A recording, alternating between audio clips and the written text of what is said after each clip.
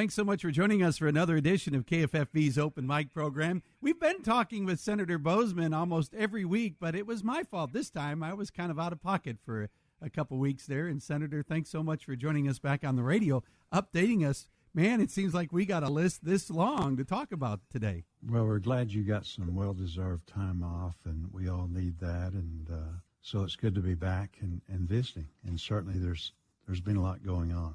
You know, one thing we talk about is each week that we've seen there's been more protests, and there's protests all over the nation. But protest is good. That's what America's all about. But when we talk about violence, it's really disturbing, and that's something that we encourage folks to be peaceful protesting. Well, peaceful protest is all about what America is all about. Having that right is a bedrock and something. Freedom of speech, freedom of assembly, and all of those things are so very important. But that's a totally different situation than these people that are taking the law in their own hands and burning and looting and doing all of that. And you can imagine the poor shop owners, the people that have been terrorized. So that also is something that is very un-American as opposed to the peaceful protest. And I think something that we simply can't tolerate.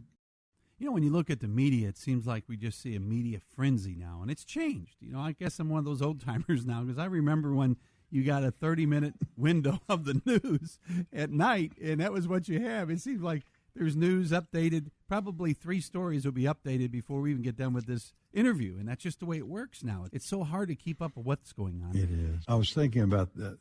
It popped in my mind the picture of the one of the news outlets have it talking about the mostly peaceful protest, while you can see the buildings burning in the background. I mean, it's crazy. It is. I mean, some of the stuff that we're seeing is just completely off hinge. And one thing is so amazing of being Arkansan. Now, Senator Boozman, we've talked about our families and growing up and all that. My whole family's up in the Chicagoland area. So I am the youngest of 6 children, and I wouldn't live in Chicago if you gave me a penthouse. I just wouldn't live there because it's so congested. And, I mean, just going 10 miles is over an hour. People in California, right. 15 miles can be an hour and a half to 2 hour work commute. And we don't understand that here.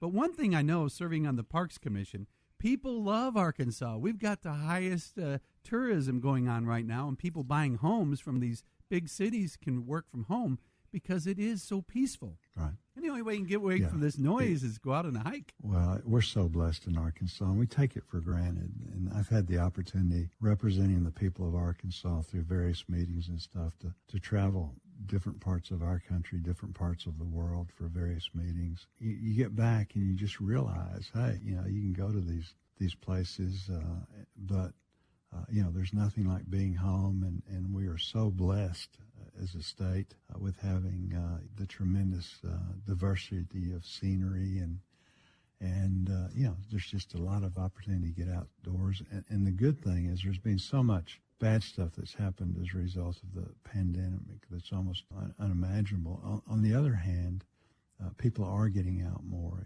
Fishing licenses are going up, and people are out hiking, and they're in their mobile homes and all of that. And all of that's really positive. I think that's great for America.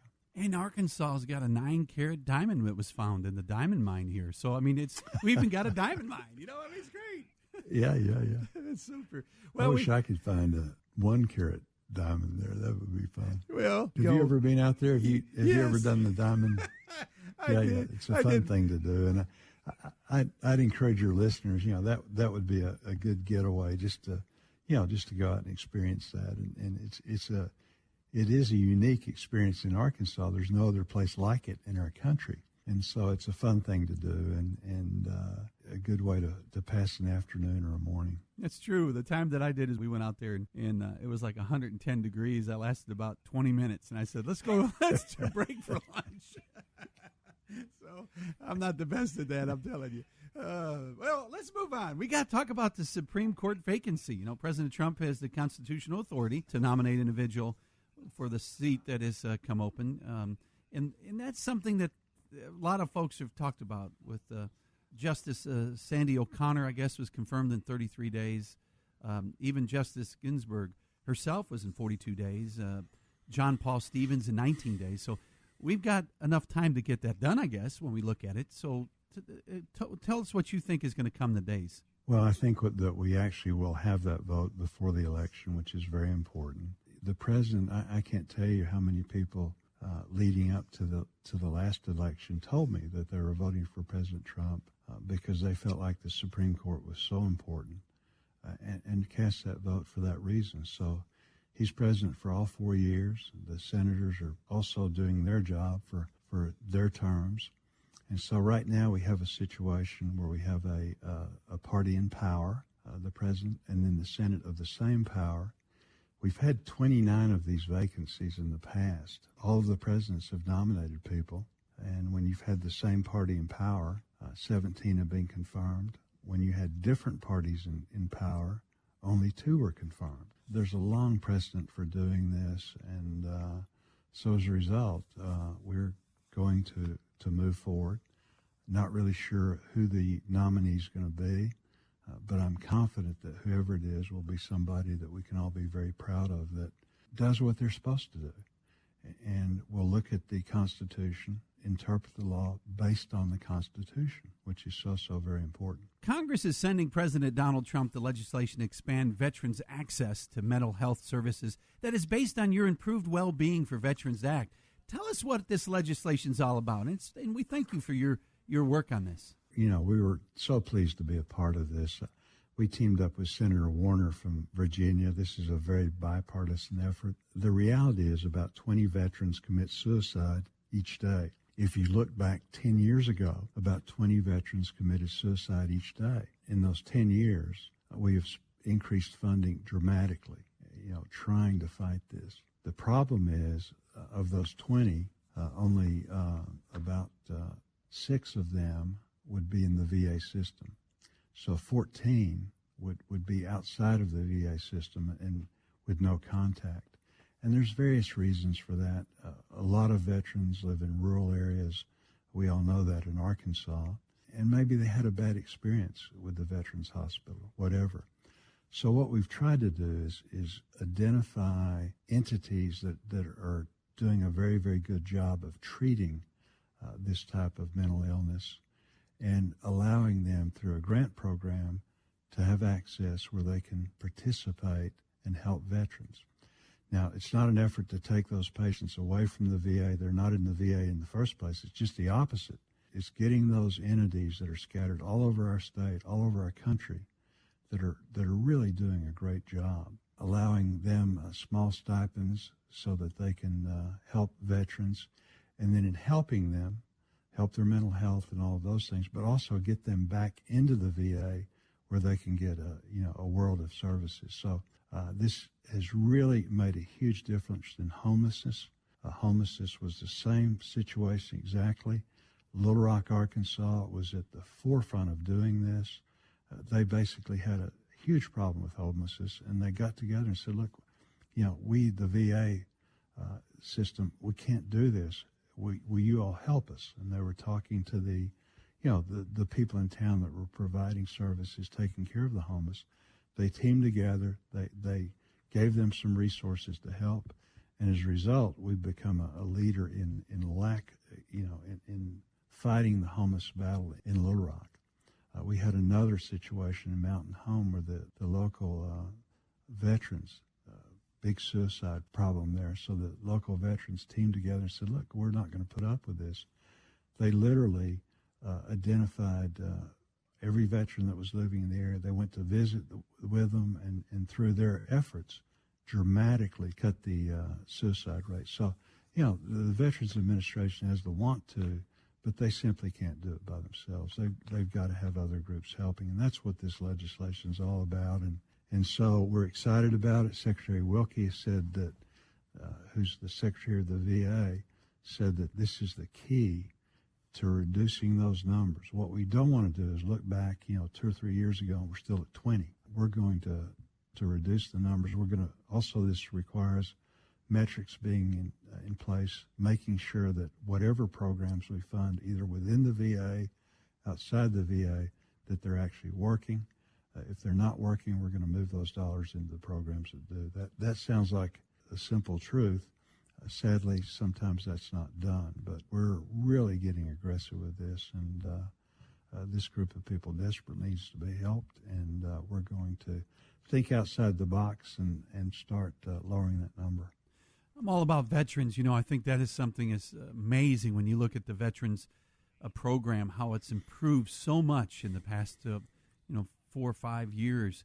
That is important for us to keep promoting veterans to use these services because it's not a gimme. Another one that the Senate Veterans Affairs Committee advanced legislation you introduced, reducing the veterans' compensation and pension exam backlog because of COVID and other things. Tell us about that. We've worked so hard to get the backlog down. If you're a veteran and you have a disability or a potential disability that was incurred as a result of your service, you deserve to have it looked at and to move forward in a speedy way. What's happened is because of COVID, we haven't had the providers being as efficient as they could. That was deemed something that could be put off. The other thing is that, Bob, that we have really expanded veterans benefits for the Blue Water Navy. These are people that served on ships in Vietnam that had Agent Orange on them, and so they were exposed and had problems as a result of that. So we've really, in the last year or so, last couple of years, we've really identified a lot of people that with various entities and made them eligible for potential disability benefits. So you got more people coming in the system, you've got COVID, and as a result, that backlog is growing dramatically. So what we did was team up again, with our friends on the other side and said, let's not get this out of hand. So all this does is allow nurse practitioners, people like that are very qualified to do these exams, allow them to do those things outside of the VA system until we get caught up. So they shouldn't have to wait years and years to have their claim adjudicated. Now, another program that is out that it seems like every one of these topics we talk about, it almost feels like I'm loading it up, but these are the most important topics of the day, and that is drug pricing. And there is a 3040B drug pricing program. Tell us what this is about. Well, the 340B program is something that has really helped our community hospitals and in many cases helped them survive and be maintained. Our community hospitals are so important.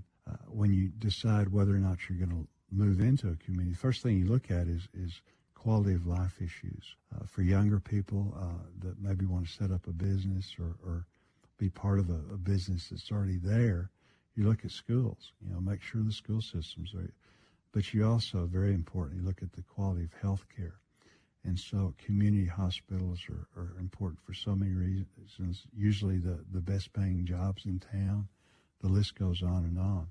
So this program has to do with it's a program where the hospitals benefit from the drugs that are sold, and they get a little part of that. It's additional money. This little part, that mounts up, they're able then to do other things to improve with those dollars quality of care to patients. So it's a program that we need to support. It's a good program. It's under attack right now, and so again, teaming up with fellow colleagues on both sides of the aisle in the Senate and the House, we're doing our best to push back, and I think we'll be successful in that. To help our community hospitals and our community health centers is very, very important. Have you been following the hurricanes? This is kind of off the wall, but have you? Yes. Have you noticed that they've ran out of names and now they just call it, starting with the alphabet, the Greek alphabet. Beta, that's the last one, right? I really want to ask something. Now, this is something that is very serious for broadcasters. Who comes up with the names of bills? The bill that here is Commodity Credit Corporation and Supporting Farmers, Ranchers, in Government Funding Bill. Who comes up with these names? That's what we want to make. Well, that's a good question. Some staff or someplace, and what I call it is the reauthorization, the continuing resolution, which is so important. This is the vehicle that makes it such that we don't have a government shutdown. Right. The government runs from instead of a calendar year, the new government spending starts October 1st. And so because of the election, because of all that's gone on, we've been working, trying to work out the details exactly how the next fiscal dollars should be spent for that year, even though the year's starting. So we've delayed that until early December. And that'll give us a chance to get through the election, come back immediately after the election's over, and then put the final details on that. The CCC, the commodity credit portion of that, allows us to replenish the fund. Farmers have various insurance programs. That's where the dollars come from that pay for those insurance programs. And so if we didn't get that replenished, then farmers would eventually get the money, but it would be delayed. And certainly with the farm economy the way it is now, that's the last thing we need to do is have farmers worrying about, getting timely payments that they depend on so that they can pay their bankers and all their other creditors. So much of farming is done on credit. And so this was important. We got that passed. We were also able to include a portion of dollars for continuing some of the child nutrition programs that are really important. The last thing we want is young people going hungry. And this has been a real challenge with the schools. You've got some kids in school, some kids out of school. For so many children, sadly, the breakfast that they receive there, the lunch, after school snack, these are the majority of the food they're going to get. This is the nutritious food that they're going to receive in their homes. Shoring up all of those things, making sure that we're protecting those that are so vulnerable is all part of this. So it was a good package, and we'll get that passed sometime in the next few days. It's not only farmers, as you said. That is something that goes back to the schools. There's so much in that, and that's why sometimes these names get so long, and people they get glassy-eyed when we start talking about it. But it's so important, though, that Senate Majority Leader Mitch McConnell had this to say about you. Fortunately, thanks to the leadership of our colleague Senator Ernst, along with Senators Hoeven, Boozman, and many other Republican colleagues, we made it clear right away that we would not let Democrats leave farmers behind. The Commodity Credit Corporation is an essential source of funding for our farmers. For years, it's been routinely refilled with bipartisan support. And that's what it is. I mean, you have both sides come together, kind of like the veterans. These are very important things that we don't hear going on in the background, and it's so important. Well, we were really pleased to be a part of that. And it's just everybody working together, and certainly our farm community is we've got the safest, cheapest food supply of any place in the world. We take it for granted, and yet during the pandemic, there was times where it looked like the food supply chain was going to break down. And you had, so many unsung heroes in that. You had the farmers themselves working. You had the people that were out there working in the fields, again, closely picking things and this and that. You had our truckers hauling the produce that many times the truck stops were closed down. Some communities didn't want them in their towns. They couldn't stop, and all of the truck stops were closed so that you could barely get gas. But two, just finding a place to eat on the road and all of those were a real challenge, besides the risk of the disease. The people that worked in the warehouses, again, closely working together, hauling these things, the people stacking the shelves at our stores, and then and all of this is going on right now. I always think, I'm so grateful as I get checked out in the grocery store. I'm thinking, thank you for being willing to, stand behind the plexiglass. Sometimes not any plexiglass. If you didn't have all of that working at risk to those individuals, then we would have a real problem. I was with a group this morning, and they told me that the most major cities have a 4-day food supply. And so if all of that didn't continue working, we would be in a world of hurt very, very quickly. Well, when we look at COVID, and we need to wrap up, I know they've got you on a tight schedule, but when we look at COVID, and I like to go back when we first were talking in March, and face masks were something that they were discouraging, not saying that we need to do the face mask, right. And that's what Fauci said. And the reason was because the healthcare providers didn't have face masks. And then the second line folks, like the post office, we couldn't get face masks. So we rise to the occasion for that, and they supplied it. Another one was the ventilators, and look at how the industries came together. And that's something we can look back, and I hope historians write this down, that America had a major, major hole in the bucket. As you said, we didn't even realize China had held all the keys to our health care, really, and those emergencies. And isn't it neat to be an American right now and look back and say, they've made it. The face masks are everywhere. No, very much so. You had people like Hanes, the underwear folks, jumping in, and everybody rolling up their sleeves. But you're right. We do need to celebrate that. We also need to look back, though, and make sure that we don't get ourselves in the same position and be so dependent on all of those things coming from China and India, places like that, when push comes to shove, you can't depend on. So the other thing that we need to do is, much like we do now for our hurricanes, you mentioned hurricanes earlier, a lot of supplies are pre-positioned in case those things are going to happen. We're going to need to pre-position things like the personal protective equipment and other things, throughout the country. Regularly rotate that out where it's, the stock is good, so that we're not caught with our pants down like we were. Senator, thanks so much for taking time and talking with us, and we wish you the best, and maybe we'll talk to you again next week. Well, I hope so. Thank you so much, Bob, and we appreciate you very much.